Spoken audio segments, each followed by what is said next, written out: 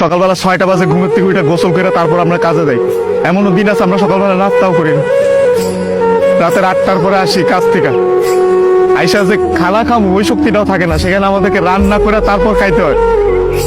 আমাদের কোনো ছুটি নাই। একদিন আমরা ছুটি পাই, ওই দিন আমরা ঘর গুছাইতে, কাপড় ধুইতে, এটা সেটা করতে করতে চলে যায়। কাপড় ধোয়ার জন্য যে মানুষ রাখবো, মানুষ রাখলে তো টাকা যাবে, বেতন দিতে হবে ওদের। ওই টাকাটা বাসায় আপনাদেরকে পাঠাই, তারপর ওইটা দিয়ে আপনারা ফুটা দিবেন। আর এই যে ইস্ত্রি করা, এই যে ভাজ আলা কাপড় বেড়া ঘুরেন, আর এই যে কাপড়, আমরা কাপড় পরতে পারি না ওইখানে। এই যে এখানে দেখেন না ভালো ভালো কাপড় পরে ঘুরতেছি, এটা খালি আব্বা আম্মা আত্মীয় স্বজন দেখে ভাবে যে অনেক সুখে আছে। ওখানে তো জামা কাপড় পরার টাইমই পাই না আমরা। কখন জামা কাপড় পরবো? সারাদিন তো ইউনিফর্ম পরেই থাকা লাগে। রাতের বেলা খাবার বেলা খাওয়ার পরে এই যে 5টা মিনিট মা বোন বাপের সাথে কথা বলি, ওইটাই আমাদের জীবনে সারাদিনের সুখ। সারাদিন কষ্ট করে ওই যে 5টা মিনিট মায়ের সাথে কথা বলবো, এটার জন্য 16 ঘন্টা 18 ঘন্টা করে আমাদের চাকরি করা হয়।